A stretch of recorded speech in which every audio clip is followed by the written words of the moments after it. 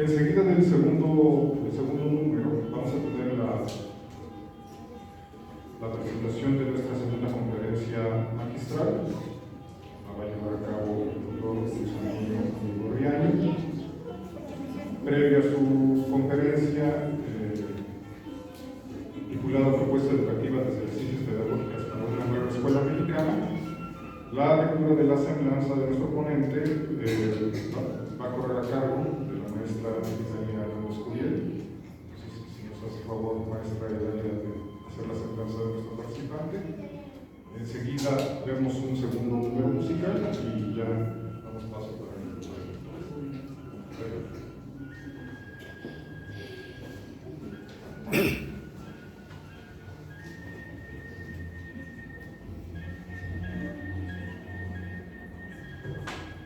Buenas tardes. A continuación daré una breve reseña de la trayectoria profesional del doctor Luis Antonio Amigo Riaño. El doctor Luis Antonio Amigo Riaño es licenciado en Cultura Física por parte del Instituto Superior de Cultura Manuel Fajardo de La Habana, Cuba. Cursó un máster en Educación Especial en el Centro de Referencia Latinoamericano para la Educación Especial de La Habana, Cuba, y realizó su doctorado en Ciencias Pedagógicas. Se ha especializado en rehabilitación física acuática, fisioterapia, educación especial, pedagogía en general y en el estudio del paradigma psicopedagógico sociohistórico-cultural. Dentro de su trayectoria podemos encontrar una amplia colaboración como catedrático en diversas instituciones en México y Cuba, entre ellas con la Universidad Popular Autónoma del Estado de Puebla, el Instituto de Estudios Superiores del Golfo de México en su sede de Oaxaca, el Centro de Posgrado del Benemérito Instituto Normal del Estado de Puebla, el Centro de Educación de Posgrado Lev Vygotsky en la maestría en Ciencias de la Educación, con especialidad en desarrollo de habilidades intelectuales. También ha trabajado en la Universidad Europea y el Instituto Universitario Carl Rogers, ambos en la ciudad de Puebla. Además, ha colaborado como jefe del Departamento de Planeación y Supervisión de la Dirección de Educación Superior de nuestro vecino estado de Puebla. El doctor, además, ha participado como conferencista nacional e internacional en varios eventos en temas pedagógicos y psicopedagógicos.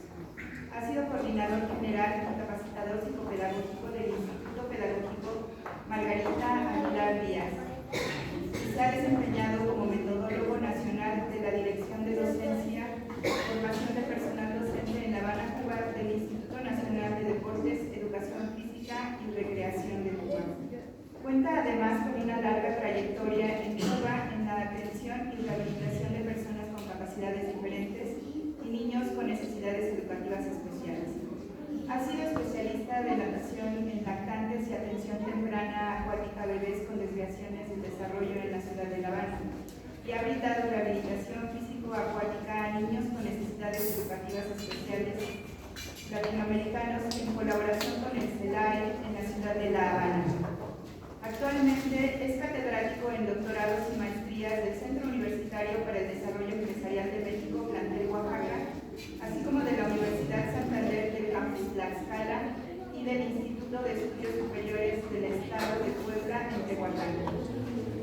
Asimismo, es coordinador permanente de los Congresos Panamericanos de Educación Física y Deportes en el área de especial interés de deportes.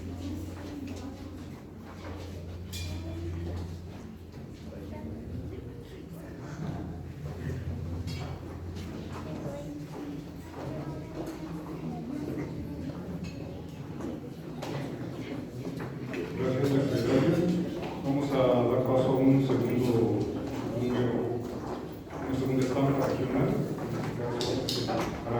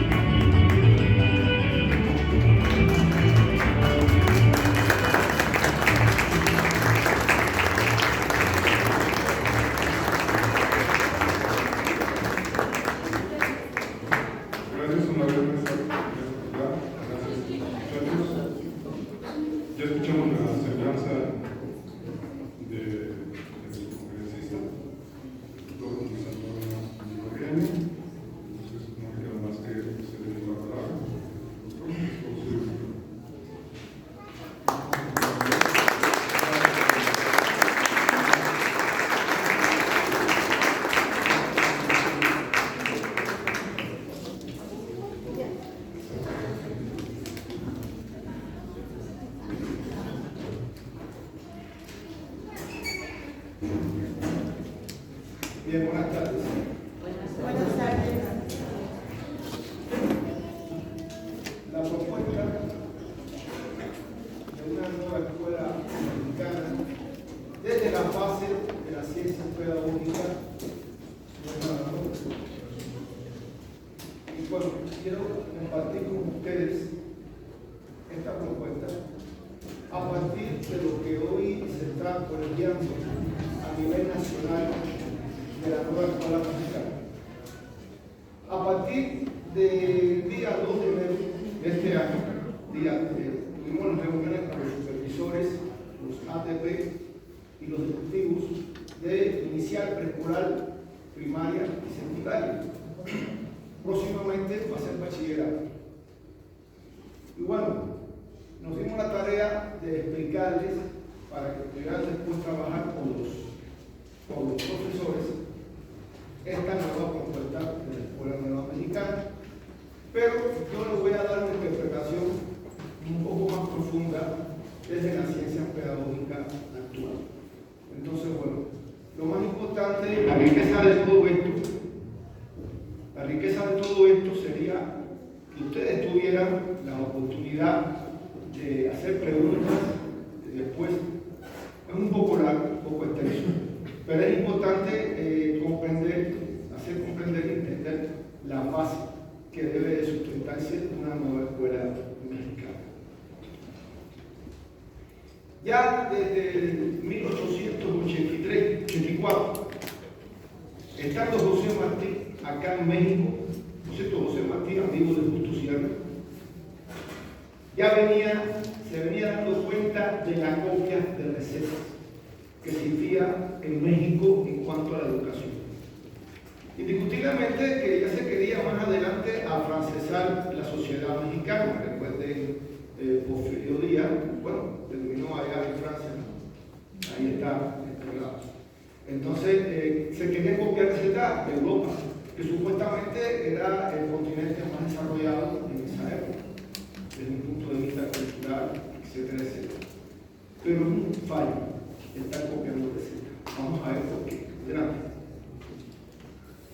Primero, le presento al mundo actual. Nadie se llame al engaño. Esto es lo que hoy estamos enfrentando, lo que somos profesores. Primero, grandes desarrollos científicos, tecnológicos, todo el mundo habla de las redes sociales, todo el mundo habla de la tecnología educativa, la TIC, etc. Había también que hablar del descubrimiento del genoma humano en este siglo XXI. Sin embargo, tenemos también corrupción a la N potencia. Bueno, hace poco ya vimos esto ya en la noticia. Tenemos drogadicción, tenemos grandes flagelos, ¿no? Y eso es otro problema también que tenemos. Tenemos medios de desinformación, más que de información. Televisivos, radiales, de internet, etcétera, etcétera. Hay que saber, conocer para darse cuenta dónde está la mentira.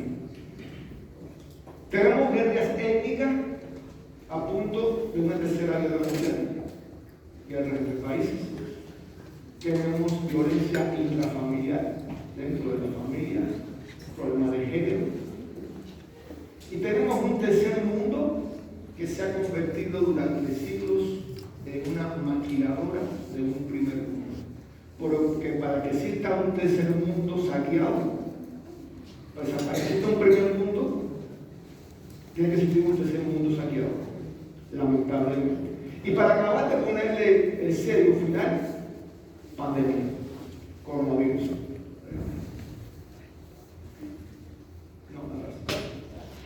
Estos son los paradigmas actuales de la educación. Lo que plantea hoy la UNESCO, ¿no? Estamos hablando de una educación como derecho humano. La educación desde que uno nace hasta que uno muere y que sea gratuita. Estamos hablando de una educación como factor propio del desarrollo humano, del desarrollo integral del hombre. Es esa necesidad de esa cultura general integral en el hombre. Estamos hablando también de qué sociedad vamos a dejar. No es, fíjense bien, no es que México dejaremos a nuestros hijos, sino que hijos y qué nietos dejaremos a México. Importante este concepto de capital humano es entonces formar integralmente a nuevas generaciones de mexicanos. Importante es que todo sistema educativo, toda sociedad está basada en su cultura. Aquellos que alcancen mayor desarrollo son los que tengan sustentado esa formación en su cultura, porque ustedes son mexicanos, no son norteamericanos, no son franceses, no son españoles, no son cubanos, son culturas y sociedades diferentes. Importante también entonces es la sociedad del conocimiento. Aquellos que hoy logren el conocimiento son los que vamos a tener poder, son los que van a tener poder, porque el conocimiento es fundamental para el desarrollo, para la comprensión, para sobresalir, para resolver situaciones, para el compromiso que tenemos con la sociedad en la que nacimos y en la que estamos viviendo. Y bueno, ¿qué nos ha dejado esa globalización? ¿Qué nos dejó en décadas anteriores el neoliberalismo para la educación? Adelante. Esto es lo que está pasando en América Latina hace 35 años. Reformas educativas, reformas de contrarreformas, reformas de la contrarreforma, y ustedes también han sufrido.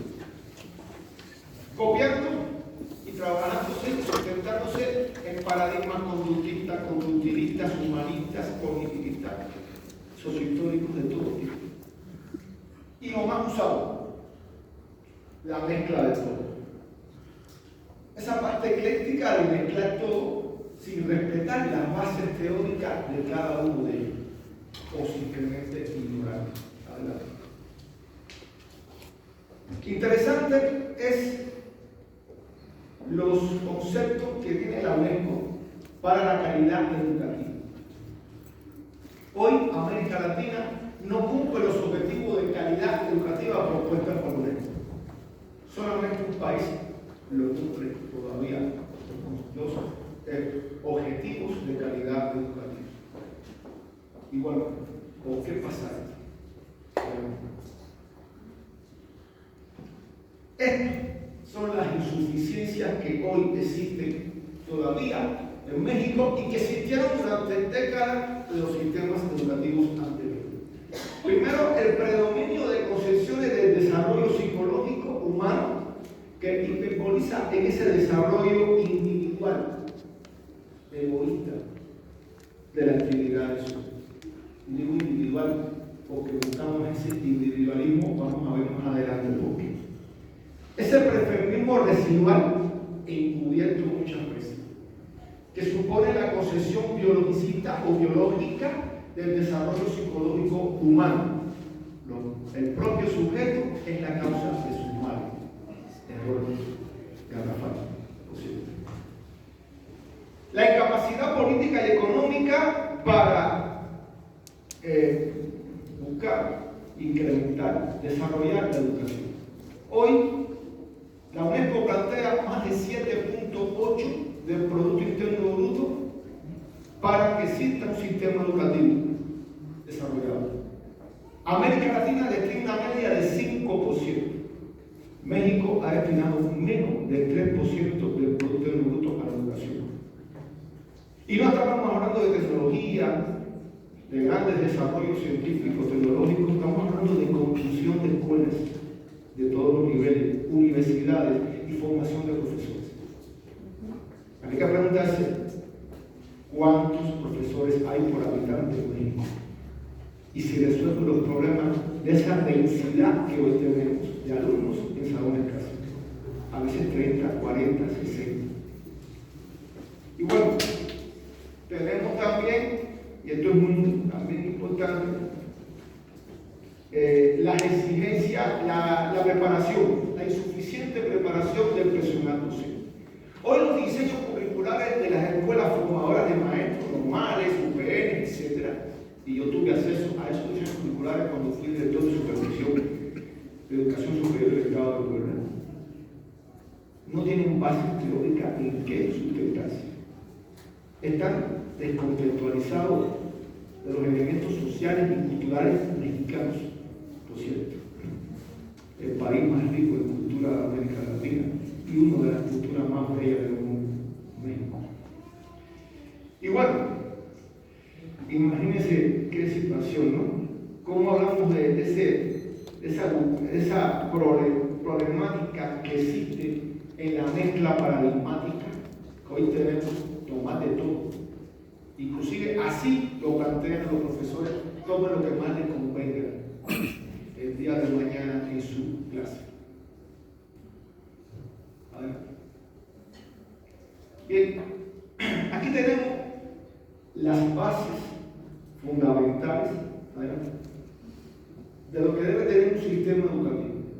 Base filosófica que nos plantea quién soy, el ser como tal, lo individual y lo grupal, lo social. Nos habla entonces nosotros si verdaderamente existimos, si somos algo subjetivo o objetivo, y que nos habla también y nos da la base fundamental del diagnóstico, de las estrategias didácticas y de la evaluación, de una manera filosófica. Lo pedagógico nos dice cómo, que es la parte más importante, cómo lograr la apropiación y el desempeño de los conocimientos de nuestros alumnos. Lo psicológico, la génesis del psiquismo, que nos habla de la interacción psicológica que debe de existir como seres humanos, que nos habla entonces de la socialización como factor fundamental para el aprendizaje.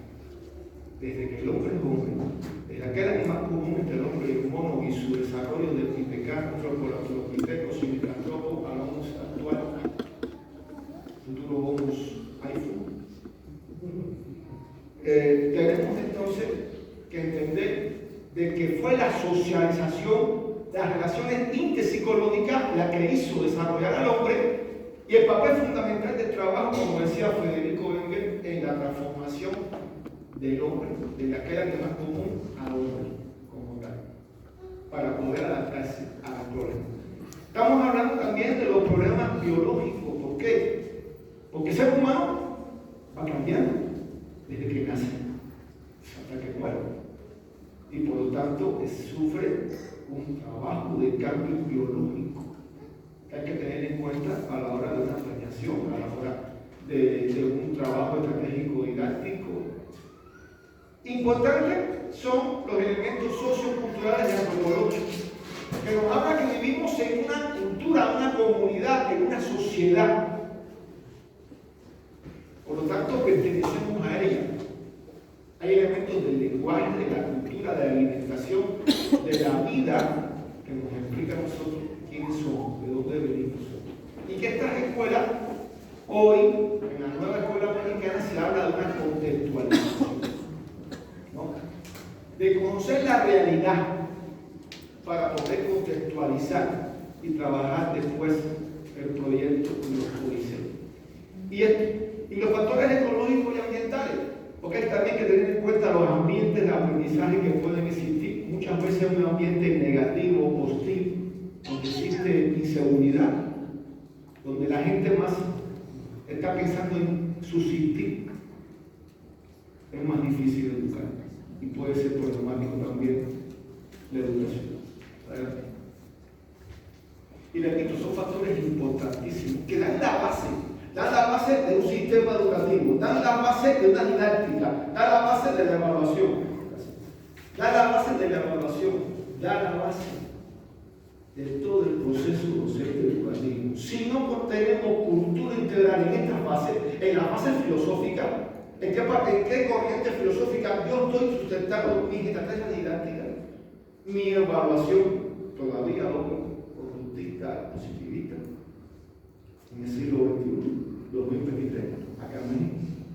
Entonces, si yo conozco esto, ¿cómo voy a diseñar un diseño curricular? ¿Cómo voy a diseñar una nueva escuela?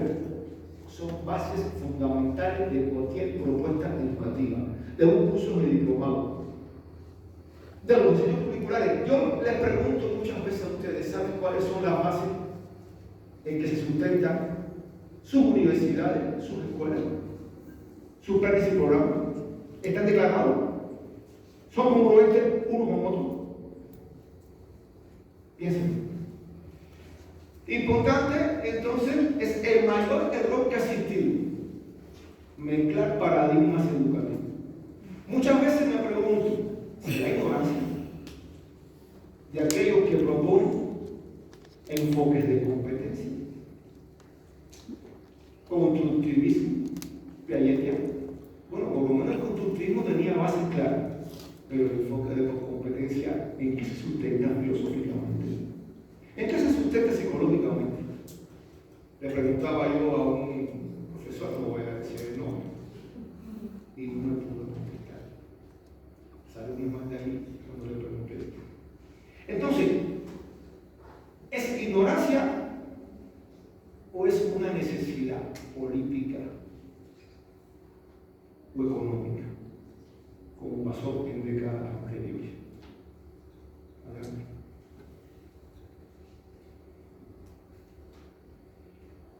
Estas son las condiciones que debe reunir cualquier sistema educativo. Primero, un carácter integral y sujeto a procesos de desarrollo. Si me preguntan hoy, ¿cuándo fue la última reforma educativa en Cuba? Le digo ahora, hoy. ¿Cómo que hoy? Siempre se está reformando, porque tiene que ser dialéctico, tiene que sufrir cambios y transformaciones, porque el tiempo pasa y lo que hoy hablamos mañana es histórico.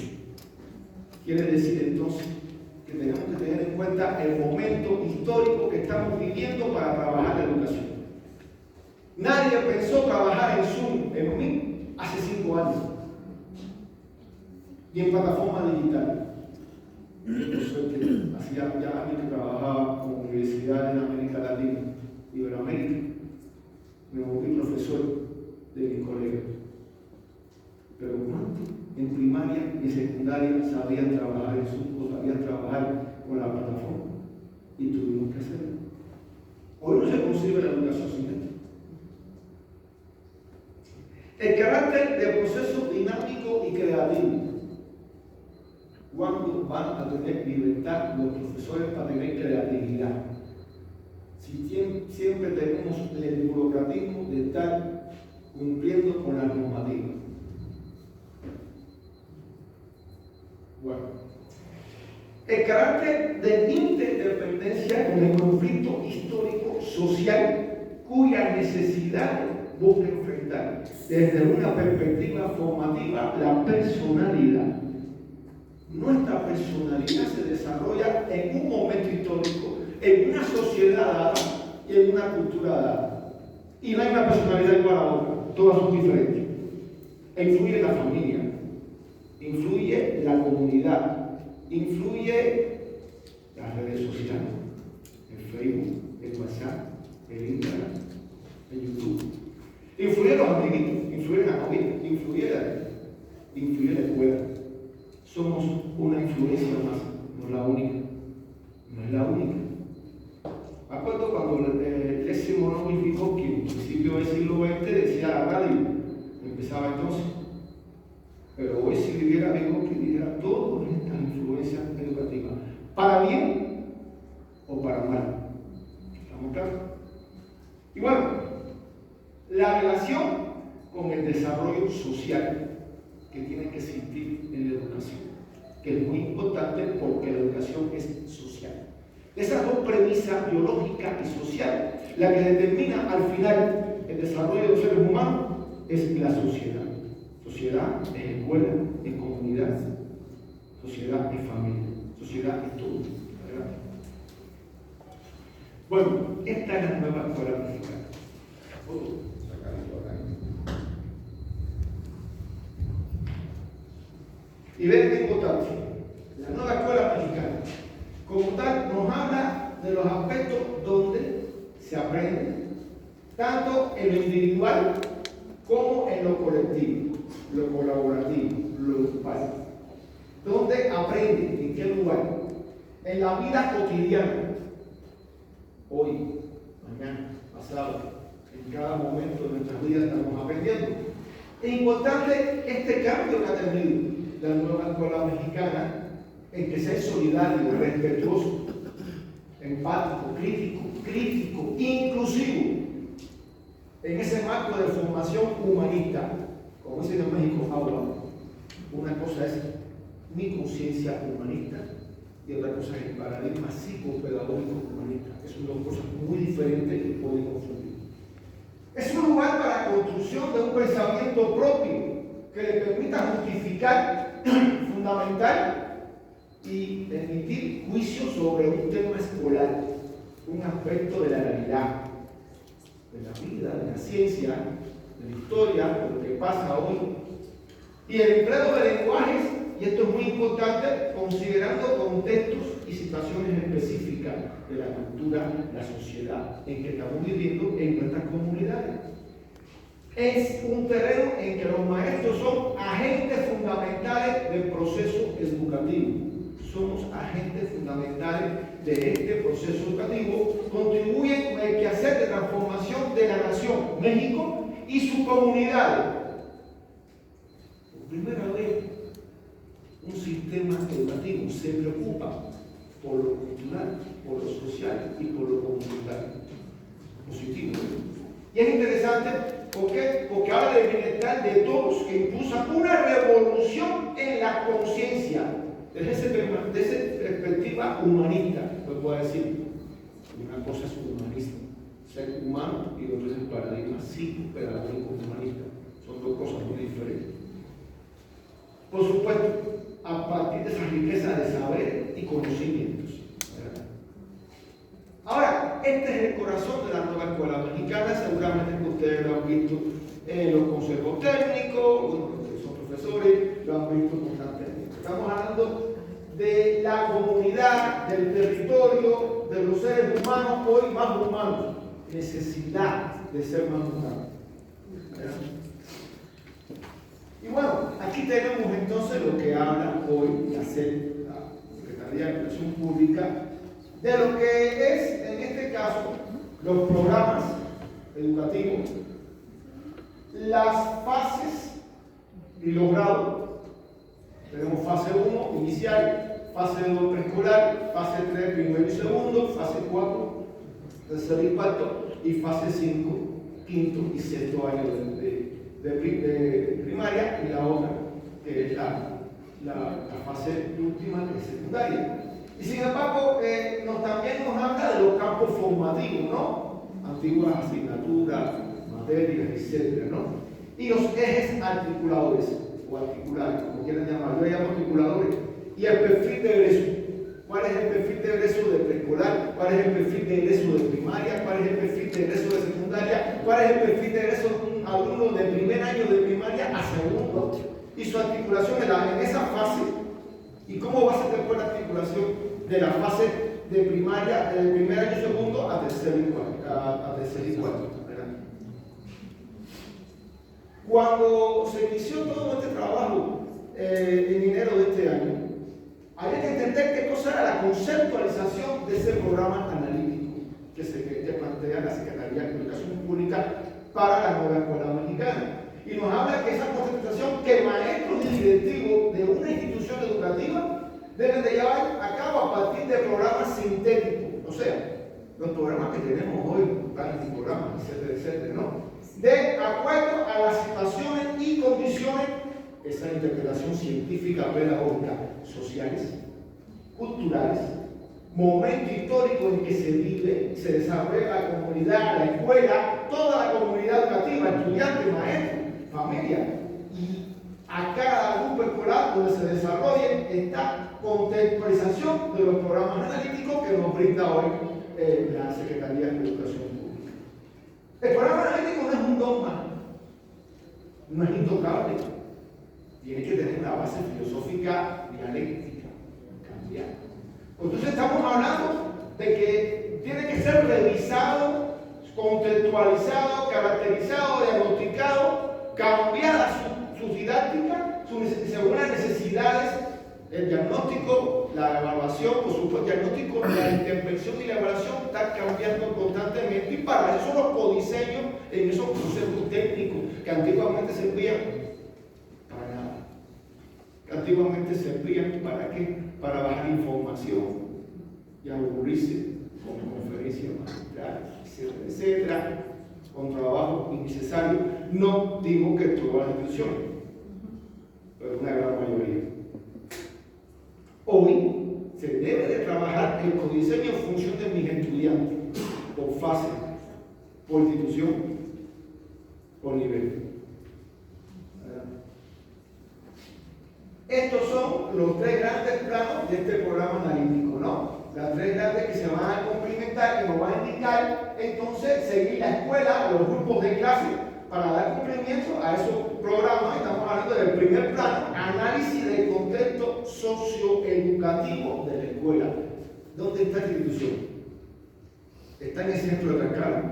¿Ahí al lado de Cainata? No, está en las afueras de Talcahuano. La comunidad aquí es diferente a ese centro de Talcahuano. Si nos vamos a Puebla, es diferente. Yo vivo en la Torre, la zona azul. Si te voy para Lomas de Metrópolis, o sea, obvio.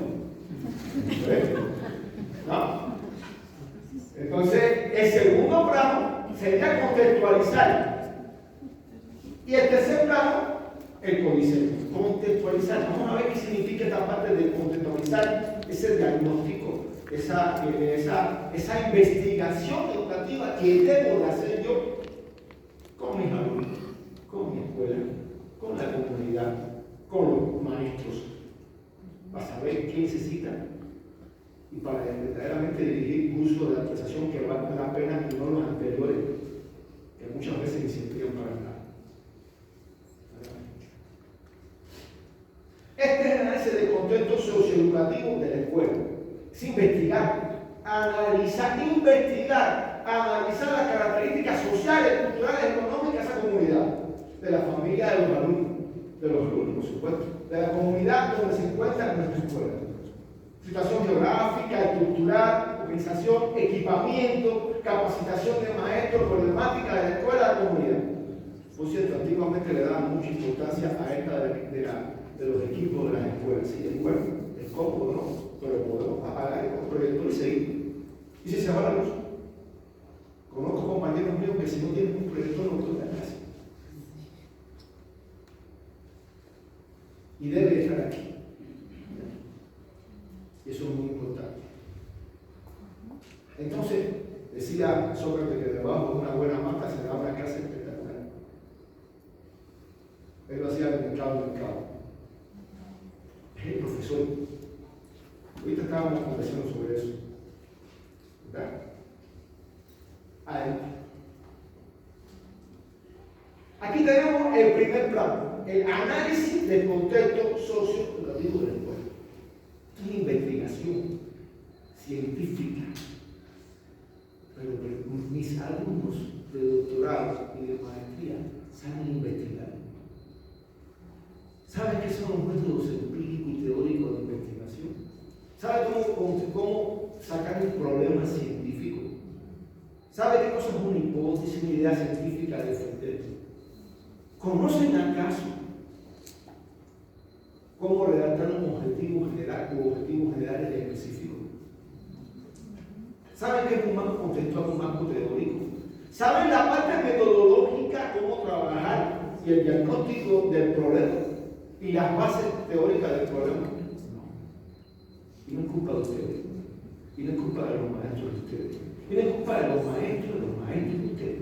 Es culpa de décadas anteriores de sistemas educativos defectuosos, sin bases de las que te expliqué a ustedes yo anteriormente. Sí, usted. Ahora, aquí habla esta parte de reflexionar, de analizar todo lo que pasa en el mundo, porque no podemos ser ajenos al mundo y a lo que está pasando en el mundo educativo. A nuestra área geográfica, América Latina, porque somos latinoamericanos, no somos gringos ni europeos, somos latinoamericanos. México, Tlaxcala y esta comunidad de Tlaxcala, Colonia. Entonces es importante trabajar, problematizar cada región, cada lugar con investigaciones, analizarla, sobre todo en la escuela. Y cuando hablo de la escuela, son necesidades investigativas que pudieran ser capacitación de los maestros según el nivel cultural y desempeño de estrategias didácticas utilizadas. Si lamentablemente los diseños curriculares que tuvieron los mares, UPN, etcétera, etcétera, estaban sin bases teóricas y defectuosos, pues tenemos que revisar tanto a los que están hoy dando clases y trabajar con los que están dando clases, como cambiar esos diseños curriculares en las universidades. Hoy el compromiso de la universidad, cada vez que cambia el diseño curricular de planes y programas, debería de ser con sus egresados actualizarlo, al menos en mi país, si hace así, para actualizar constantemente y gratuito, porque es el compromiso que tiene esa universidad con ese egresado de seguimiento que debe de tener. Importante la dirección de la escuela y cómo se organizan las actividades, tanto extraescolares como dentro de la escuela. La infraestructura de la escuela es importante, las condiciones, indiscutiblemente la comunidad donde se encuentra, la familia y la situación social y económica de esta familia, del alumno, de la comunidad. La escuela en sí, sistema de relaciones que debe tener una escuela. Cuando hablo del sistema de relaciones que debe tener una escuela, es tipo de relaciones en la familia, la escuela, los padres de familia, como dicen acá en México, con los maestros, con los directivos con los maestros, entre maestros, los maestros con la familia, con los alumnos, las condiciones físicas de la escuela, higiénicas, que no solamente los baños, sino la iluminación, la ventilación que debe existir. El clima sociopsicológico de una escuela. No sé si ha pasado a ustedes, pero he llegado a instituciones educativas donde hay una mala vibra, donde los maestros ni se hablan unos con otros. Y eso es complicado y es penoso. Cuando debe existir colaboración, solidaridad, amistad entre